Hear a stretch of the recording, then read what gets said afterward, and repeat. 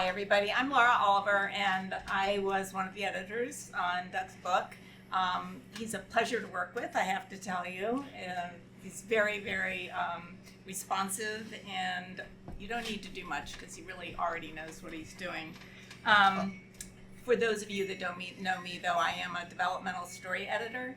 I have a column in the Spy newspaper group on the Eastern Shore, which is now a regular show on an NPR station, WHCP, every Wednesday. And so that's pretty much why I am writer and editor and creative writing instructor. So I was honored to be asked to have this conversation today with Doug, and I want to just jump right in with some questions. And like he said, if you want to follow up, just raise your hand or call out. It's fine. We're very informal here. So, most people, we're figuring, have not read Code Word Precipice, as of tonight anyway. So could you set the stage a little bit for us? Just sort of maybe give us some teasers or some hints about what readers could expect? Sure. So, there are a couple of new characters in here that were introduced in the series, just sort of gave them a tryout in the last book.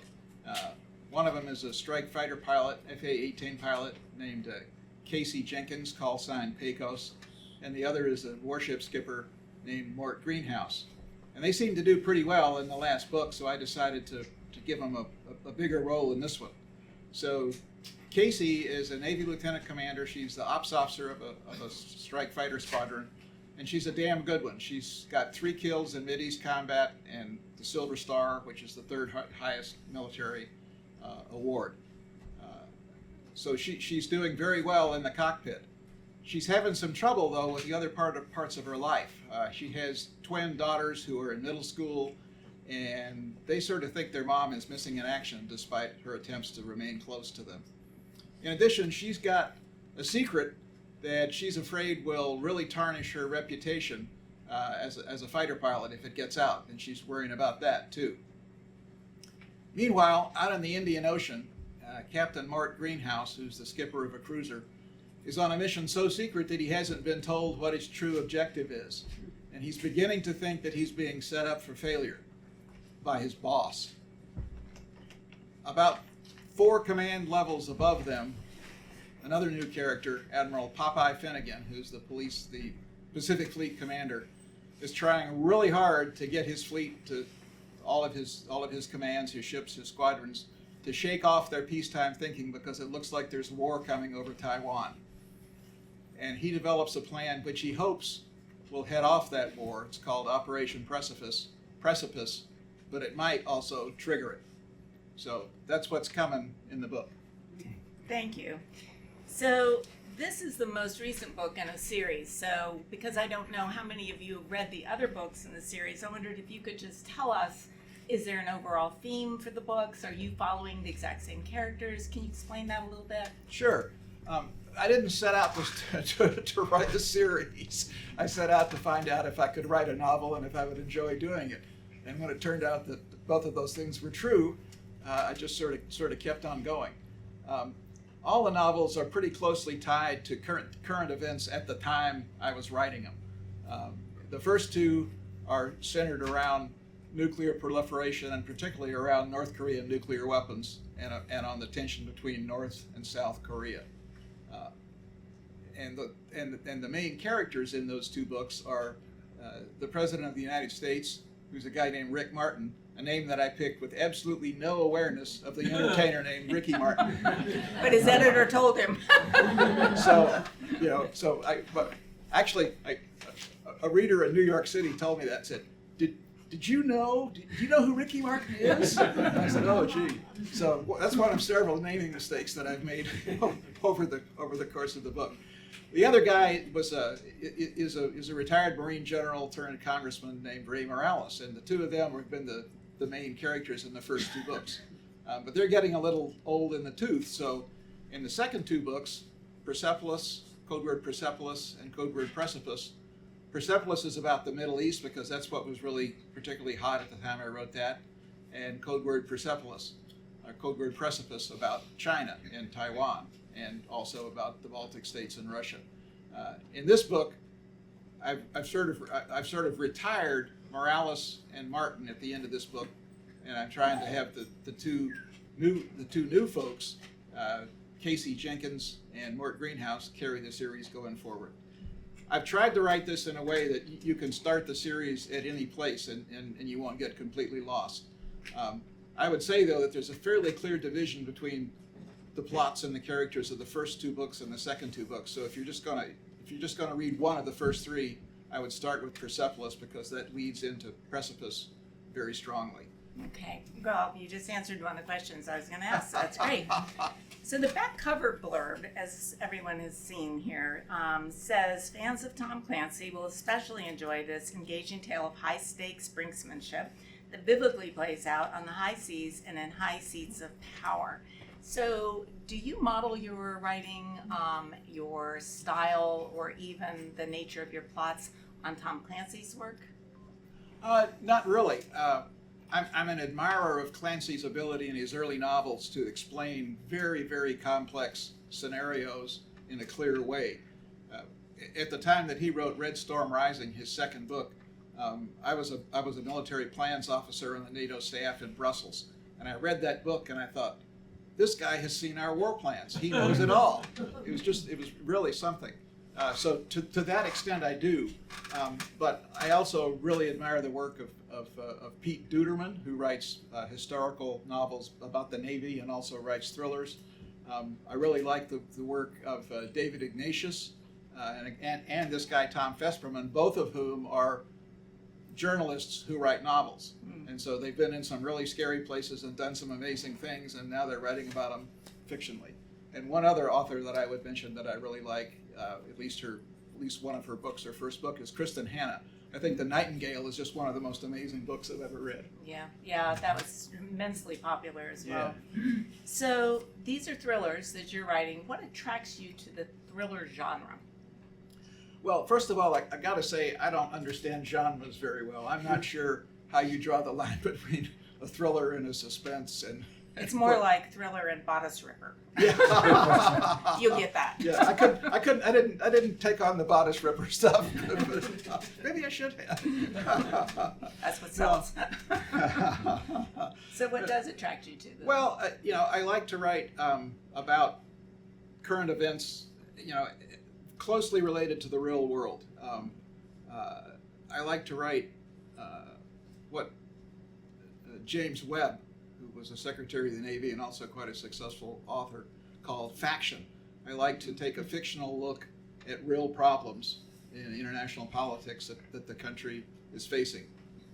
I'm attracted to that because through fiction you can really pull people more into the uncertainty and the difficulty of decision making. I mean, if you read about the D-Day landings, if you read The Longest Day, which is a nonfiction version of it and a great book, you get a sense of the tremendous pressures on Dwight Eisenhower. But if you read Jeff Sherrah's novel about that, you feel those pressures.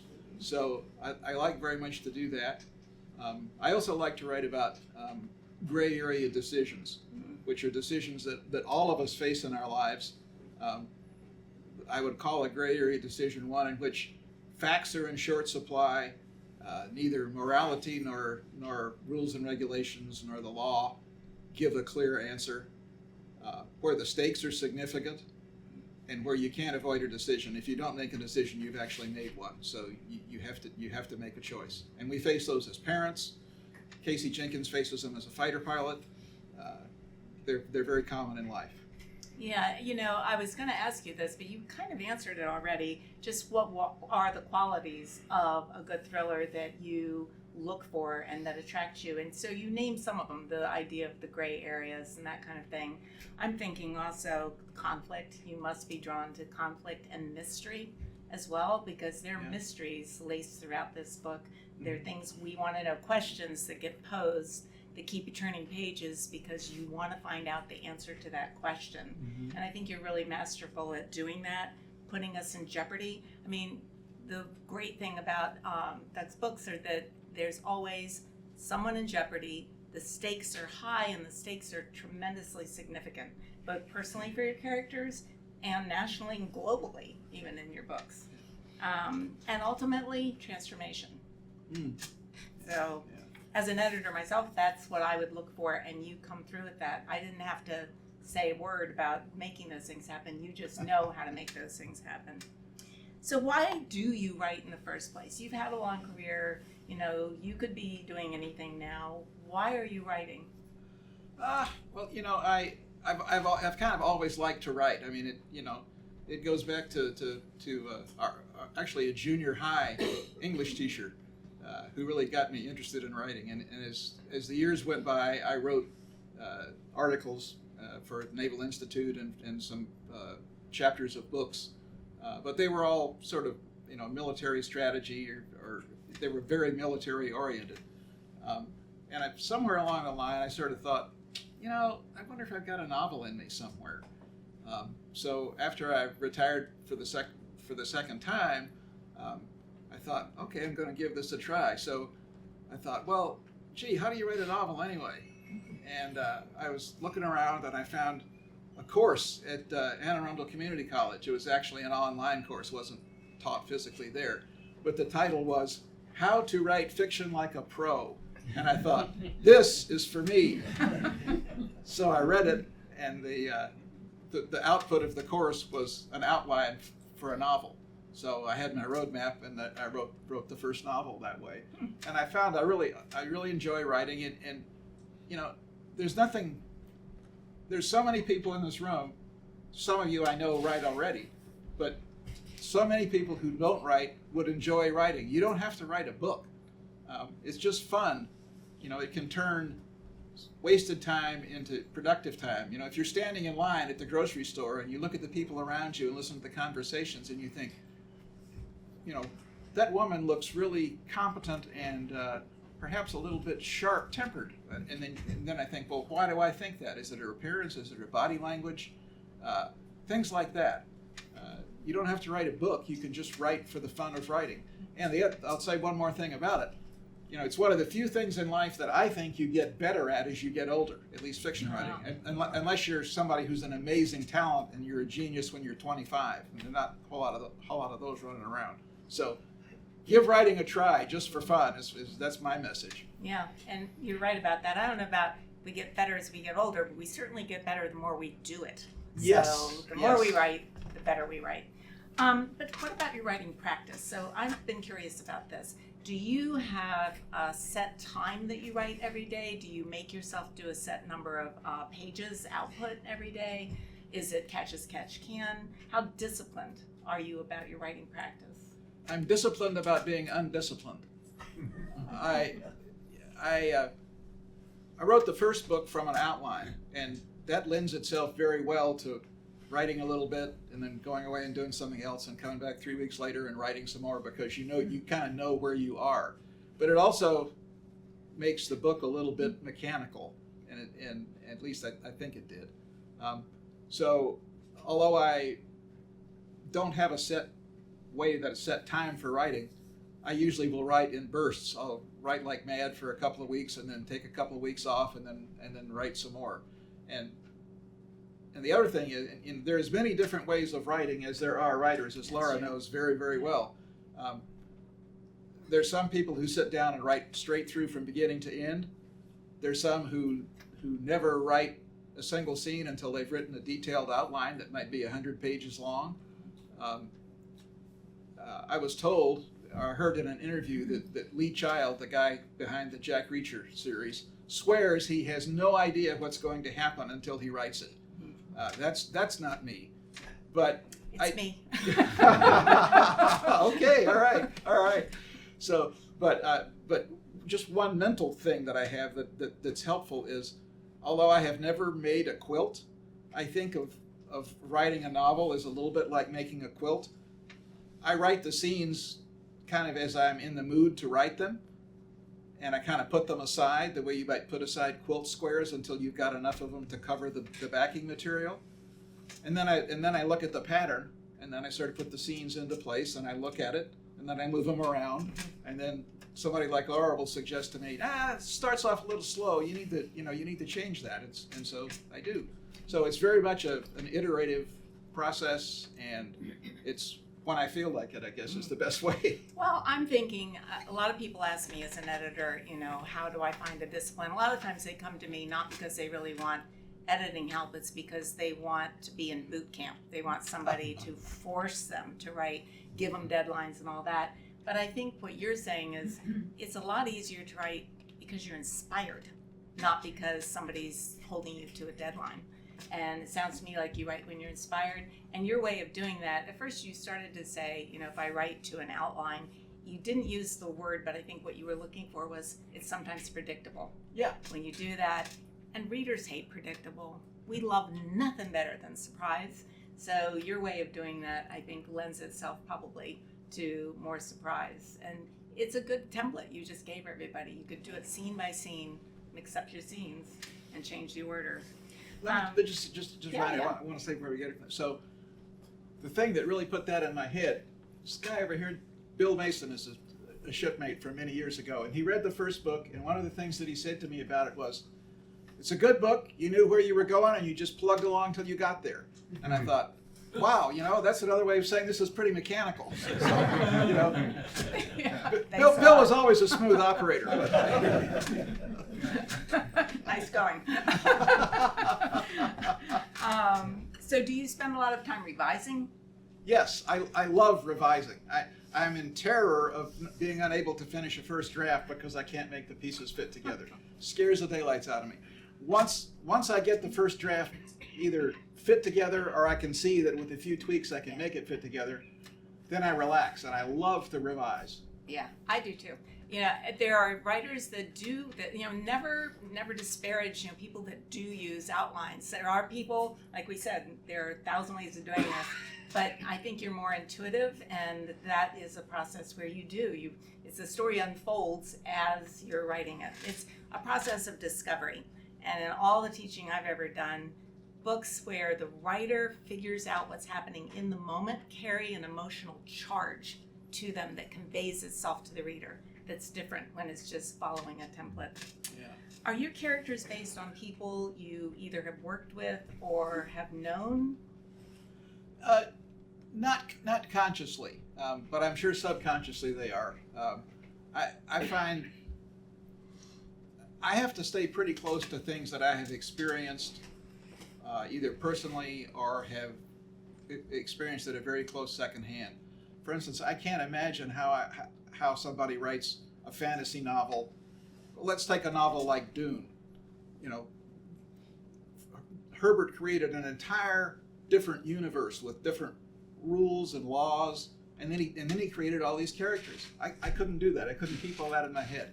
So, I had the chance to do a lot of interesting things in my time in the Navy, and then met a lot of great people. And then I also, in 15 years as a headhunter, met a lot of people, some of whom were great and some of whom weren't great, but some were real characters. So it kind of all ties together. So, is there any character in the book that you feel is representative of yourself? Well, I've thought about that, and where's Janie? What was the question? Is it representative of me? Which character is representative? Yes. And so we probably have different, somewhat different answers for this. Seriously, developmentally. Is he Pecos? I think this is probably true of most authors. There are little fragments of me, I think, in every character, and fragments also of people that I've known. But certainly, when you're trying to figure out how a character is reacting in a situation, if it's a situation the author has been in, yeah, there's a tendency to sort of mirror that, or at least take a big chunk of it. Absolutely. You're telling the emotional truth, even if it's not exactly what happened. It's like David Sedaris was asked about this, and he said, everything is either memoir-ish or fiction-ish, but nothing is purely one or the other. Yeah. You've self-published now, these 4 books. Have you submitted work to an agent? Have you gone that route before and gone for traditional publishing at all? I did with the first 2 books, and and of course, when you send stuff out to an agent, normally, unless they have some interest in it, you never hear a word. It just disappears. But occasionally, you get replies, and I got for the second book, I got replies from a couple of agents who actually had some track records, And they both said the same thing. They said, hey, I like your book, it's well written, but I could never sell it. And they said, the reason I could never sell it is, number one, nobody ever heard of you. That's obviously that's not impossible to overcome. But the second thing is, your books track so closely with what's going on in the world that in the 18 months that would elapse between the time we signed a contract and the time your book hit the street, something could happen that would completely overturn your plot, make it look silly, childish, stupid.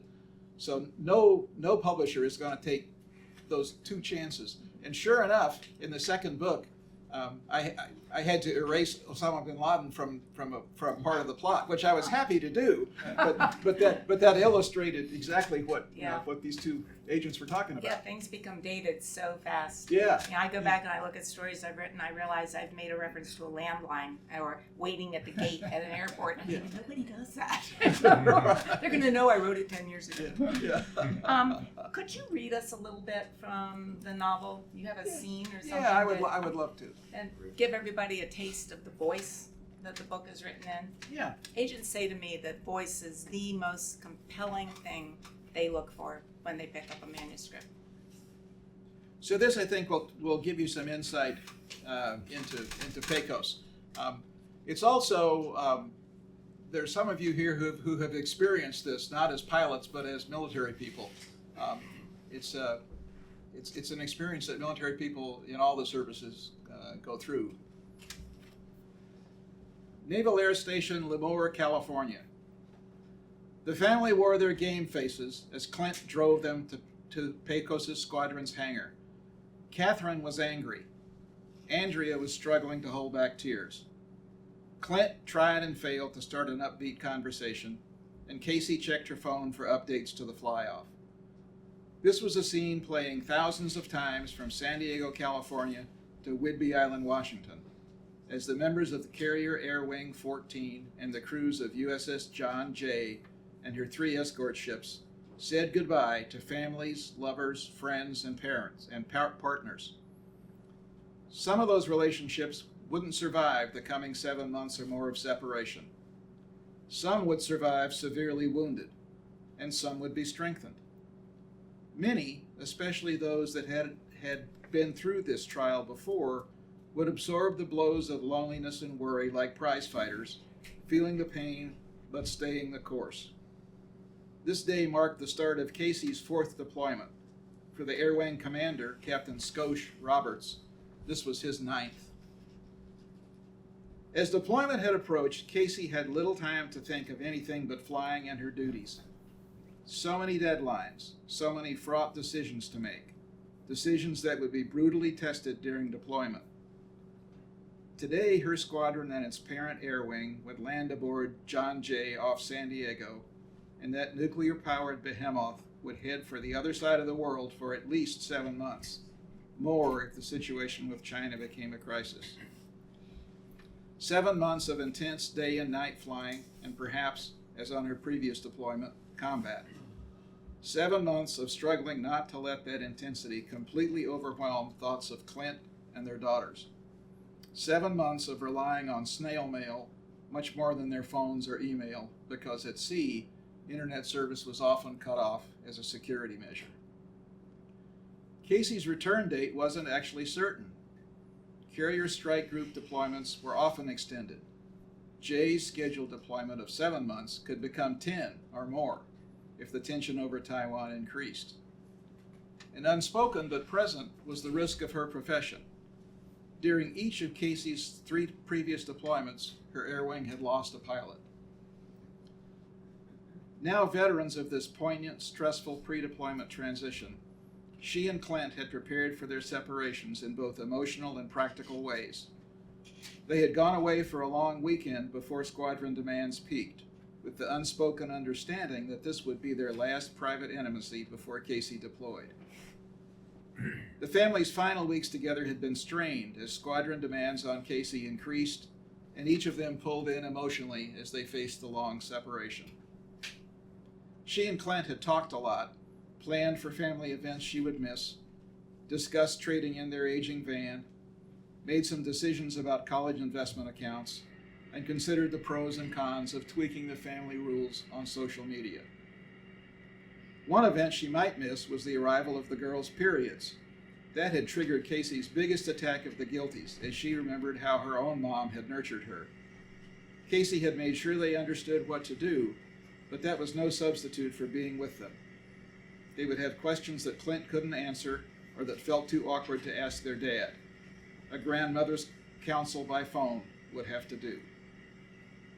Once again, Casey had questioned her decision to remain a strike fighter pilot after the girls were born. She and Clint had wrestled with this as they considered having children. Clint never had doubts. He would hold the fort during her absences, and they would have the family they wanted. But at the time, neither had grasped the depth of the mother-child bond, a bond made even stronger by their shared femininity. But how could she give up a side of her that, being honest with herself, was as much a part of her as marriage and motherhood? Allowing that thought had made her feel selfish, but she knew that she was at her most alive when flying the powerful, demanding Super Hornet. The mix of omnipotence and apprehension in the moments before a cat shot, her aircraft bellowing and straining to be free. The sheer joy of thundering into the carrier landing pattern on a beautiful flying day, leading 3 others in parade formation, each breaking off crisply, circling the carrier, and trapping on the first pass. She loved the camaraderie of a squadron, the respect she received for her skills and courage, the sense of purpose and competence that filled her as she met the demands of flying and of her assignment as operations officer. How could she give up those parts of her soul? Turn in her wings? That would kill her. She felt blessed that Clint understood that, had married all of her, in the beginning not fully understanding how hard it would be, but gamely dealing with the accumulated impacts of her vocation on their marriage and children. When Casey's distress at the conflicts between the two sides of her life was especially severe, she steadied herself with the knowledge that after this deployment, her squadron tour would be completed. She would be assigned to a position with no deployments and little or no flying for several years. She would put family first and later return to a strike fighter squadron and transition to the new F-35, an aircraft with almost magical capabilities. But 2 weeks ago, her skipper, Commander Mickey Rooster Donovan, had beckoned her into his office after a meeting of squadron department heads. He had suggested that she apply for assignment to the Blue Angels. He acknowledged her comment that she was too senior, but he persisted. For a Navy pilot, a tour with the Blues, the famed elite Navy flight demonstration team, conferred lifetime prestige among peers, like a Super Bowl ring among NFL players. But a tour with the Blues would mean 2 or 3 years of travel. A travel schedule probably equivalent to 2 cruises, and then back to a squadron. How could she do that to Clint and the girls? None of that was in her mind as they drove to the hangar.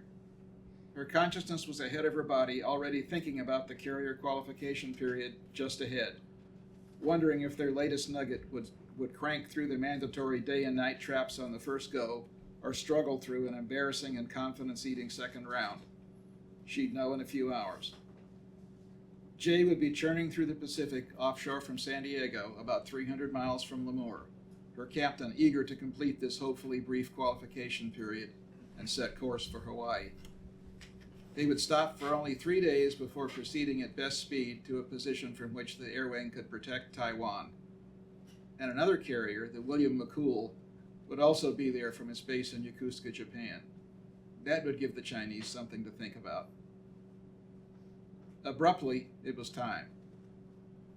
Clint parked and the 4 got out for a final round of hugs and I love yous, this moment that they each really just wanted over, a ritual rather than a bonding.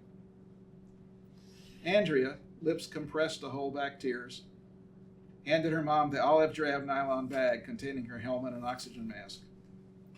She took it, gazed at her family a final time, storing them in her heart, and strode toward the hangar to brief her flight. At the door, she turned and blew them a kiss. Then she stepped through it, the painful transition over. Now she was Pecos. Nice, very nice.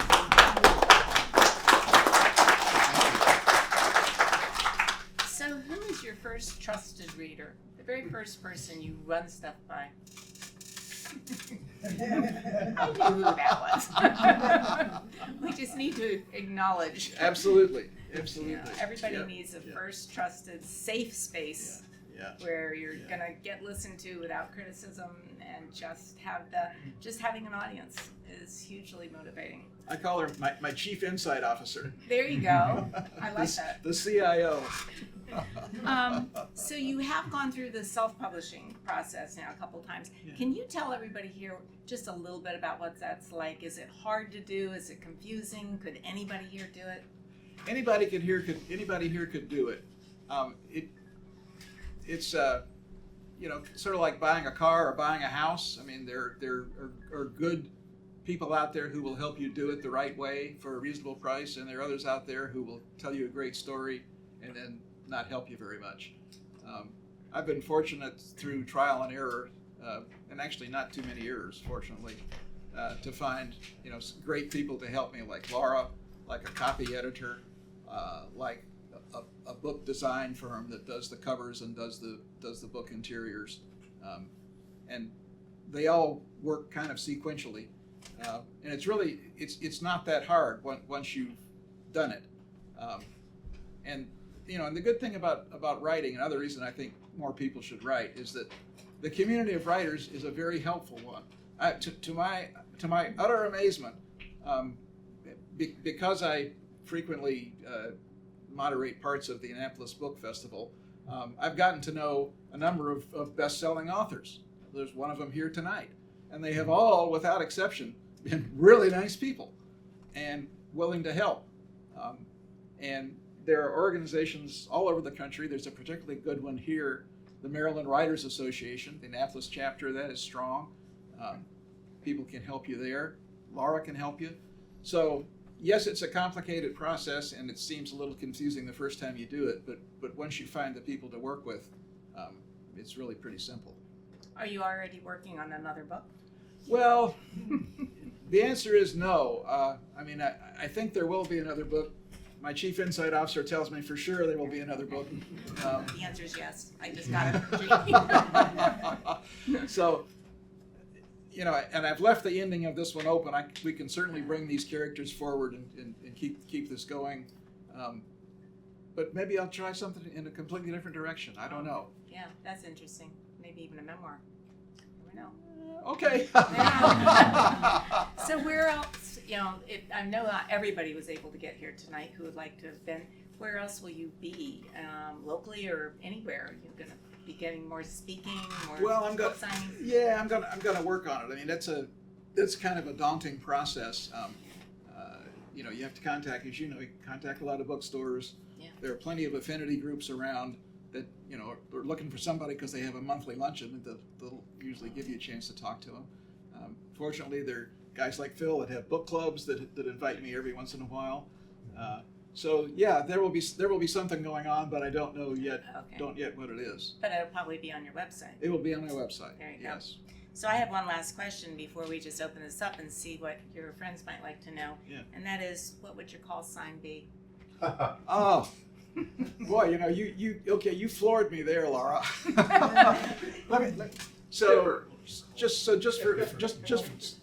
What'd you say? Skipper. I like that. Yeah, That's that kind of. good. So just one little thing about call signs, which many of you already know, but if you're wondering, so there's sort of three different groups in the Navy. They're the aviators, the surface officers, and the submariners. And the aviators have call signs, which are nicknames that are also used on the radio when they're talking within the squadron. The other groups tend not to have call signs, so it can be a little confusing. But that's pretty, I like that, Skipper. Okay, I like all right, that that'll be too. like. And that goes with what you say in the book, because in the book you say all those aviators had call signs, but they don't give them to themselves. Yes. They're given to them They're given by to them. someone else. Yes. Nicely done, again. Right, yep, by someone else, exactly. Yeah. Well, let's open it up to questions. Anybody want to jump in here and ask something that I didn't think to ask about the process or this book in particular, or about the series itself, the writing process? Yeah. Yes, sir. So you're ex-military. Did you have to go through the Pentagon to get them to review the document before you released it? Or No, how but does that work? I mean, this is just pure fiction. I haven't had a security clearance for over 30 years, so there are some things that I wouldn't write about, but almost everything I knew is outdated now. So no, so that was not an issue at all. Anybody else? How do you get the book from 6 o'clock on March 4th? How do you get it launched? What's going to be the process so that 300 million Americans can? Well, it's gone up on Amazon and it's in Barnes and Noble and other places.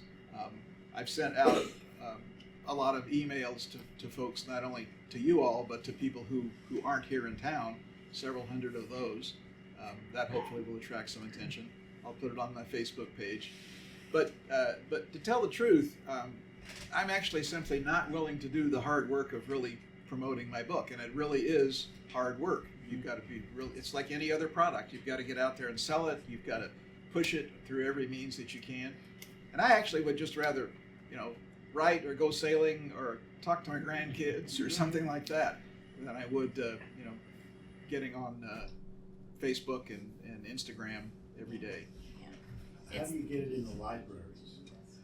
Well, that's a good point, because my librarian buddy who used to do that for me has retired. So I'm going to have to find another way. So that's a good point. So I'll ask you, all of you, tell the Anne Arundel County Library that they really ought to get this book. Yeah. The other thing you guys can do is write reviews online. Yeah, that because really helps. That does. It bumps the book up, and Yeah. people pay a lot of attention to that. And then right away, right next to the name of the book and the author, it'll say how many 5-star reviews it got. So that's really helpful. If you had published this traditionally, they would have made you come up with a platform, and that is one of these horrible documents where you have to say all the ways in which you can sell your book, every association you belong to, every alumni association, all these places where you can imply, at least, these are people who are going to be dying to read my book and will plunk down $25 for it. But it's a tedious process, and I don't know that it's all that effective. I think each one tells one. You read a good book, you say, you've got to read this, and then it takes off. Yeah, I mean, that's word of mouth is the most effective promotion for any product you can think of. Yeah. And books are products. Anybody else? What do you do if you get stuck? I've always been curious. If you get into, if you're writing a chapter, you don't know where to go next. Do you have any strategies or techniques to kind of get unstuck and keep moving? Well, what I do is walk away from it. That's great. But of course you can't. I mean, you can, but the process, I think, sort of submerges and becomes subconscious. My subconscious is churning away trying to figure this out. And sometimes I'll think of a scene and the 2 or 3 word description of the scene fits the plot, fits the character arc and all that, and that's great. But the scene won't work unless you actually can write it. And there are times when I have thought of a great scene, but I really never could write it. And so I just worked around it and kind of walked away from it. There are all kinds of theories about how to get unstuck. Laura knows a lot of them. Writer's block, yeah. Writer's block, a lot of that, and that procrastination is about perfectionism. It's like, I'm not going to do it until I can do it perfectly. And then you just don't go near it because you can't do it perfectly. So part of that writer's block thing is just writing with abandon, or writing a shitty first draft, as Anne Lamott would say. Just acknowledge, this is going to be terrible, and I'm just going to get it down anyway, because you can always make something better. It's a lot easier to make something better than it is to cover a blank page. And go for a drive, go for a walk. Yeah. There's a reason the poets walk the moors. Somebody else. I'm curious about research and how you decide that you have come to understand a topic well enough that you're willing to sort of commit it to the page. Yeah. Like when, how you know you hit that threshold? Like, okay, I know this well enough, I can write about it now. Well, I mean, some things I from personal experience, but many not. And fortunately, I have a lot of, because of the subjects that I write about, I have a lot of friends, and they have a lot of friends who have done these things. And that's really how, I've never flown any kind of an airplane, much less an FA-18.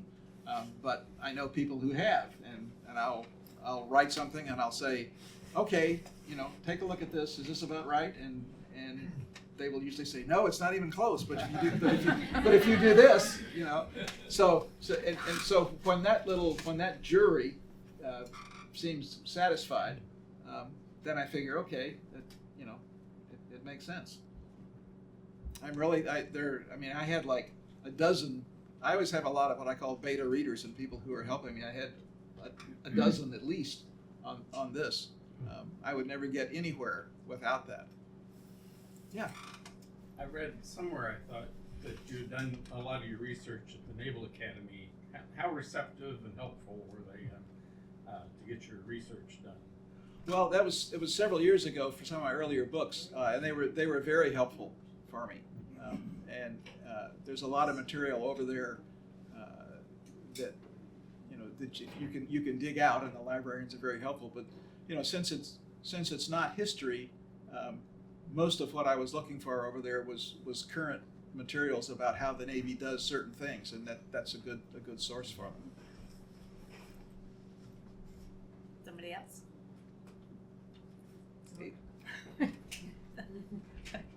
Right back here.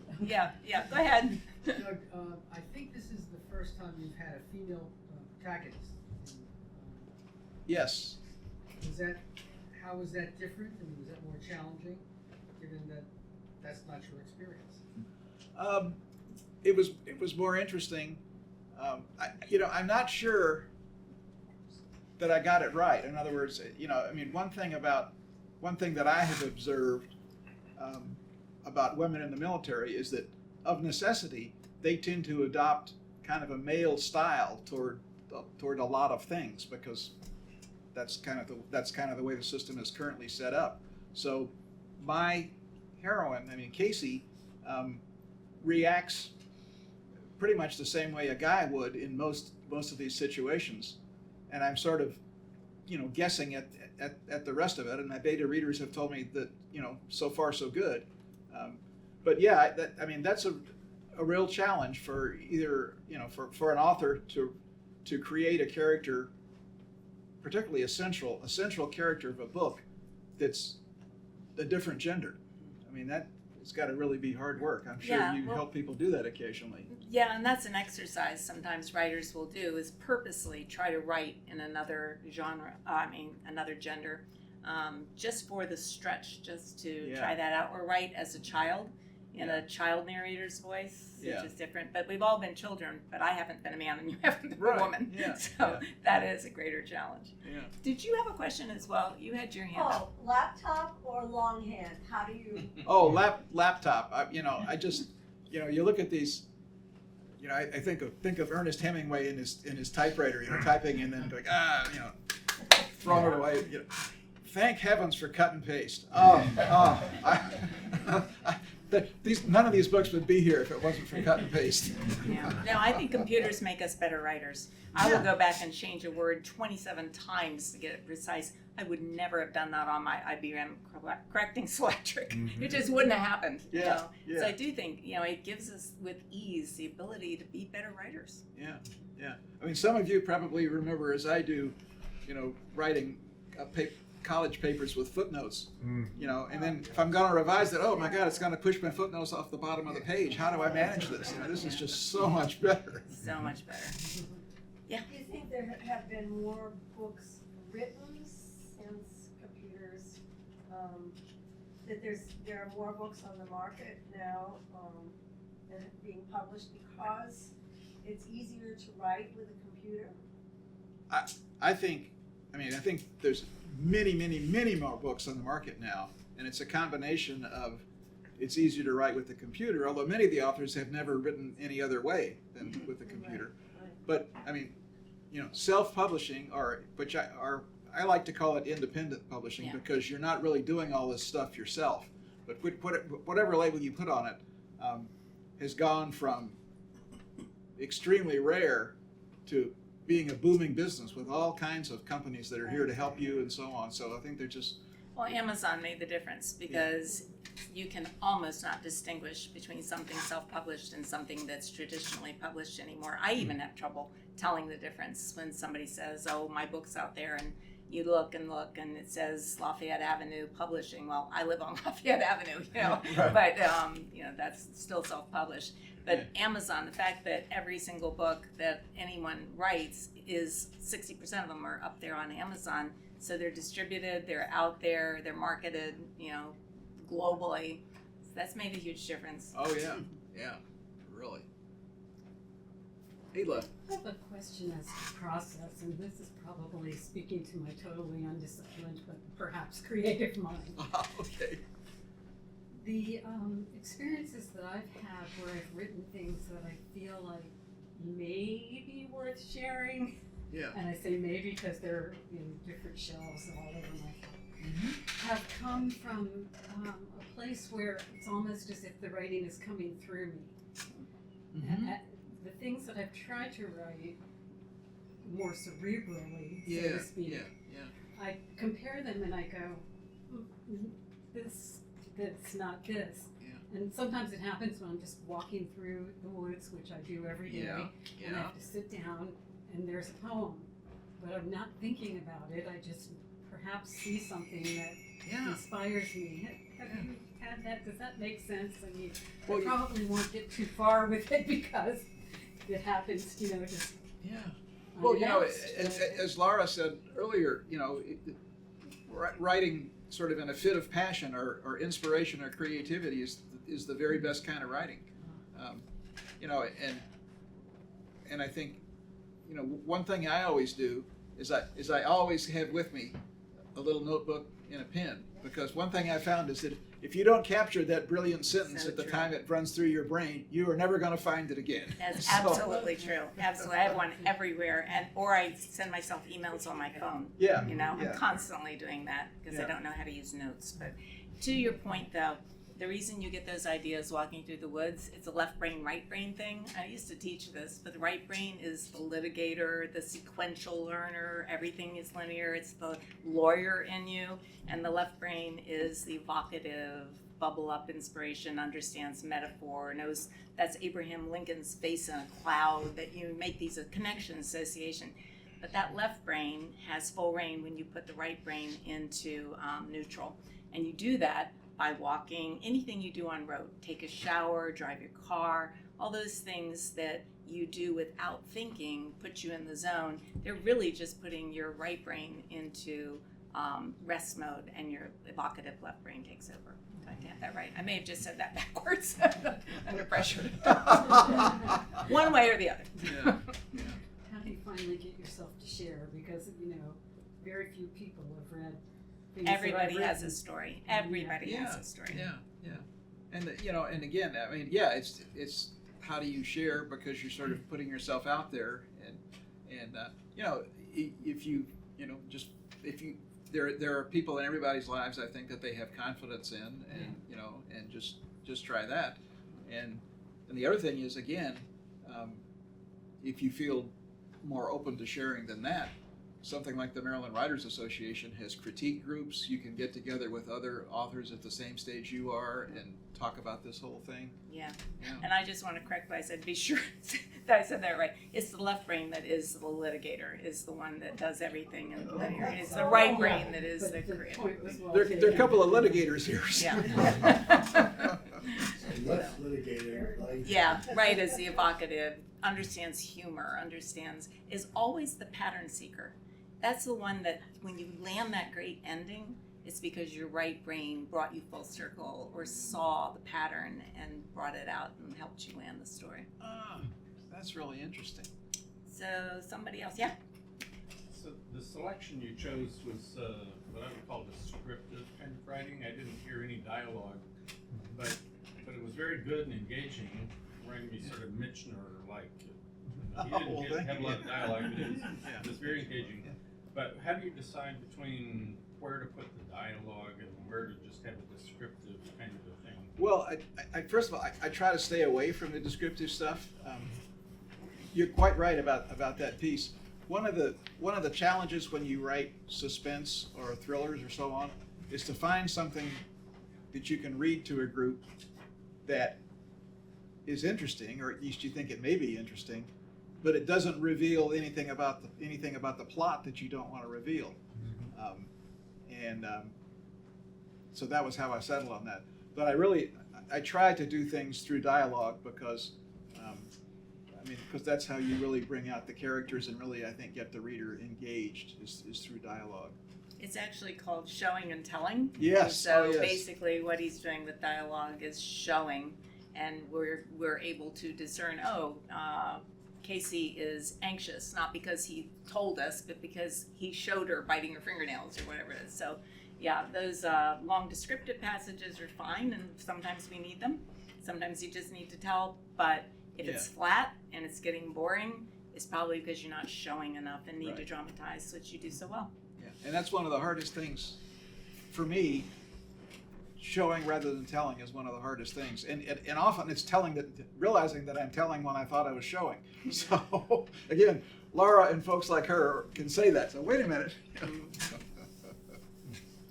Somebody else? I just have a quick comment. I think you were spot on by her emotions in the excerpt that you read. Yeah.